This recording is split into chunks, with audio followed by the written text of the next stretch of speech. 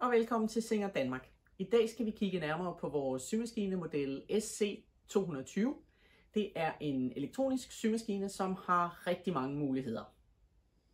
Men selvom den har mange muligheder, så er den utrolig nem at betjene. Og det er den blandt andet, fordi den har det vi kalder et LCD-display eller en LCD-skærm. På skærmen der får jeg at vide, hvilken søm der er valgt, og fordi det er en elektronisk maskine, så starter symaskinen altid op med at vælge søm 00, som er en ligesøm. Derudover så betyder det også, at den altid er klar til at sy, når jeg har valgt en søm. Det vil sige, at jeg behøver ikke at foretage justeringer hverken i stinglængde eller i stingbredde. I det her tilfælde er det, hvor nålen står henne.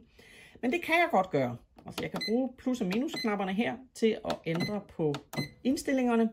Og hver gang, at jeg går ud for det der er standardindstillingen, så fjerner den lille cirkel, der er omkring symbolet. Og det er for at fortælle mig, at nu har jeg altså ændret på standardindstillingerne.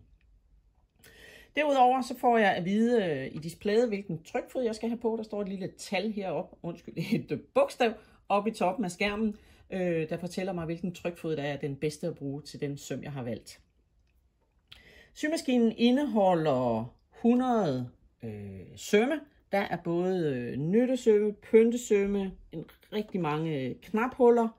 Og derudover så er der også 100 bogstaver. Der er både store og små bogstaver, tal og tegn, æ, ø og å osv.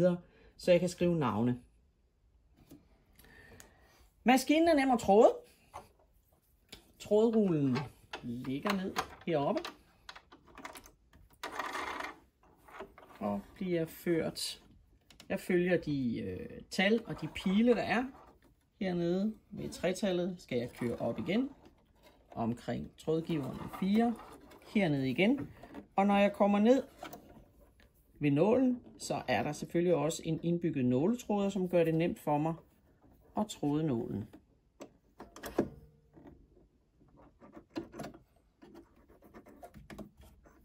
Sådan der.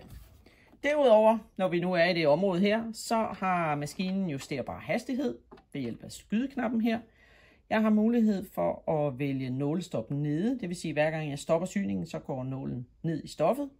Jeg har tilbagesyningsfunktion, og jeg har mulighed for at sy uden brug af fodpedalen ved hjælp af start- og stop-knappen her. Hernede foran på maskinen, der sidder tilbehørsæsken, og nede i den, der ligger selvfølgelig det medfølgende tilbehør. Lad os lige kigge på, hvad der er.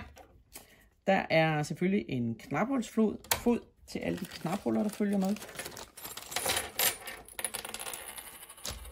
Så er der nålesortiment, skruetrækker, opsparer børste, en ekstra trådpind, hvis jeg skal sy med dobbeltnål. Og så følger der selvfølgelig også en dobbeltnål med. En anden skruetrækker, lidt spoler. Og af trykfødder, der er der, foruden knaphulsfoden, så er der knap isyningsfoden. Der er trykfod til usynlig oplægning. Der er en lynlåsfod. Og så er der en satinsømsfod. Og satinsømme, det er sømme, som bliver syet med nogle tætte zigzagsten. Det vil være nogle af dem, der ligger her fra 45 til 57 for eksempel. Der er der på satinsømsfoden er der ekstra god plads på undersiden til, at den kan køre hen over de lidt kraftigere sømme, som satinsømmene er. Og derudover så er der selvfølgelig en universalfod, der sidder på maskinen. Ja, og tilbage er der vel kun at lave en lille prøvesyning med en ganske almindelig ligesøm, som vi har valgt.